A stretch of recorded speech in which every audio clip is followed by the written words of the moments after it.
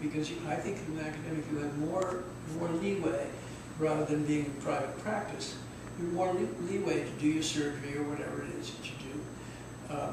And I built it exactly as I like doing it. And it involved an awful lot of stuff overseas in many countries. It also involved a great deal of ophthalmic surgery. And it involves some things in leadership positions in the country, the American Board of Ophthalmology, American Academy of Ophthalmology. I spare you those descriptions because they're boring. But on the other hand, I just wanted to say that with the averageness that I feel that I inherited, with the advantage of creativity, which is personified or exemplified by Orbis, but I can give you other examples of it as I do in the book, because that was my driving force, my ability to succeed throughout my life. It comes together in the end into a remarkable level of satisfaction. Not too many years before this, I was coming home from work one day and from the post box to home, and we got onto Georgia Road, and a guy came blasting through like that, hit my Jeep and turned it over, and I was upside down in it. And, I guess I was unconscious for a while because I remember waking up a little perplexed that I was upside down and being held by a strap, but also that there were policemen and firemen and stuff around. And somebody yelled in through the window, "Anybody alive in there?" And I said, "Yeah, me." It was all glass and so. And he said, "Do you want to notify anybody?" Sort of like notify nurse of kin. So I said, "Yeah, I would." I told him my phone number, and he handed in his cell phone, and I said, "Sweetheart, I've had a little accident." He said, "Oh my gosh, where are you?" I said, "Right down Georgia Road. It's about half a mile from home." And she said, "I'll be right over there." So she came over. I forgot to say that I was in the car upside down. They couldn't get me out because they didn't have the jaws of life yet. But she was horrified by that. And the man who hit me, he was kept on the scene until it was determined that I was living and probably going to remain alive.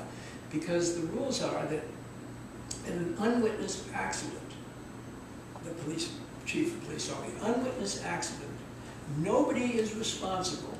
It's a no-fault insurance situation unless there's a fatality.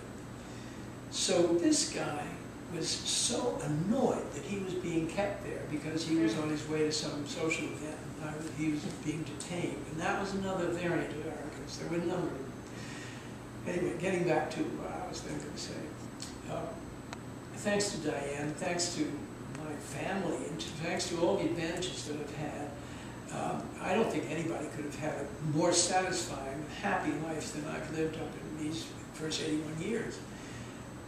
And so I decided I was going to write a memoir about that, not only just to piece it together and see that scanning view of the life for myself and to see its weaknesses and its strengths. I wanted to share that thing. I think a lot of people think they have a great life, and I can't imagine anybody who can better fulfill that word of satisfaction than I think I can.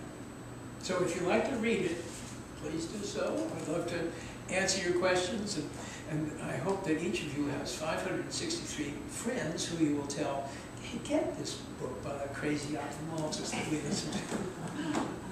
That's the end. How come they couldn't get you out of the Jeep? They couldn't because the doors were smashed shut. So they had to get the jaws of life to open it. Why did they just roll the Jeep over back on its wheels? Because I think the doors were sealed by the smash. Yeah. And also because, I don't know if I think I was still being suspended. But I made the star. I can't get in with this book, but I made the star. In fact, I have even the picture here. So there you are. That's exactly 1 hour or 50 minutes. And I didn't tell you one last thing. I told you about that doctor who invented a technique. His name is Charles Kellman, and he and I became friends, good friends. I end my book with a picture, Charlie. He wanted one thing most in this world, because he wanted to be famous. He said he wanted to be famous. He got a lot of awards, but one thing he got, the one prize he most wanted to receive, the Albert Lasker Award presented for the most distinguished research contribution contributing to a major advance in medical care, eluded him. Then, the last straw. 4 months after his death, the Lasker Award was extended to him posthumously. That tardy attribution seemed a final rebuke to Charlie for having done things his own way in starting a valuable new departure for a profession overwrought by change. Despite his unique characteristics, Kelman's troubles came not from being wrong, but from being right. The near miraculous startup accomplished by a once maligned upstart. Somebody asked me about him today. I want to just say, I told you that bragging was a part of this. It's a memoir. But I have in here a picture when I got the French Legion of Honor from Paton. Well, he didn't do it, but I got the Citizens Medal, the second highest civilian award in the United States from President Reagan. Now, let me hasten to say, as I go through this book, the same thing had done. I wouldn't have gotten that medal if I didn't know James A. Baker. I mean, really. And if somebody thought that I couldn't, what do you know? That's right. It helped me. So I was lucky to know a lot of people, and I had to work harder to do that, to justify it, and I hope I did. But you know, there's nothing more exciting than restoring sight to a person who's been blind. And I have a picture in here that stands for some of these things. It was a man with one eye who was a school teacher, and he'd been blind for about 20 years. And I did a corneal transplant combined with a cataract extraction on it. And then he painted a picture for me in watercolors. And it's just, I have it at home. I just love it. May I ask what the problem was with the